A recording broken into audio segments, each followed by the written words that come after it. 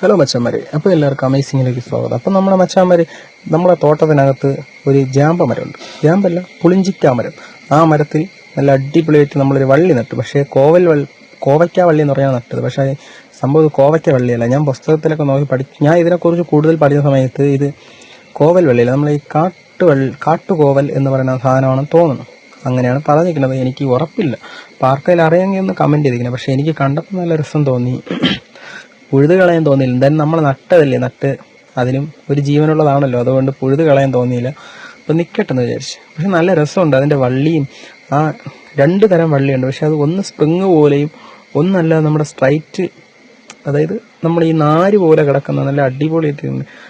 അങ്ങനെ നമ്മളൊരു പന്തലൊക്കെ ഇട്ട് കൊടുത്താലും ചെറുതായിട്ടൊന്ന് കയറൊക്കെ കെട്ടിക്കൊടുത്ത് കണ്ട അതിൻ്റെ വള്ളിയുടെ നീളം കണ്ട എന്ത് രസമല്ലേ കാണാൻ. പക്ഷേ ഇത് ഈ അലങ്കാരത്തിനൊക്കെ വളർത്താൻ കൊള്ളാം. എല്ലാവരുടെ വീട്ടിലും വളർത്താൻ നല്ല സൂപ്പർ സാധനം, നല്ല അടിപൊളി സാധനം.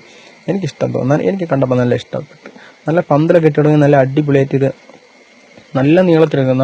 അതായത് അതിൻ്റെ സ്ട്രൈറ്റ് വള്ളി എന്ന് പറഞ്ഞാൽ ആ മുകളിൽ നല്ല നീളമുണ്ട്. അത് വീഡിയോയിൽ എത്രത്തോളം നിങ്ങൾക്ക് കാണാൻ പറ്റുന്ന അറിയത്തില്ല, പക്ഷെ നല്ല നീളം വയ്ക്കുന്നുണ്ട്. എന്തിനാ ഞാൻ കൂടുതൽ ഇതിനെക്കുറിച്ച് നോക്കിയ സമയത്ത് കാട്ടുകോവലാണ് തോന്നുന്നു. എനിക്ക് കൂടുതൽ അറിഞ്ഞുകൂടാ. അപ്പോഴടുത്ത വീഡിയോ കാണുന്നവരെ ടാറ്റാ.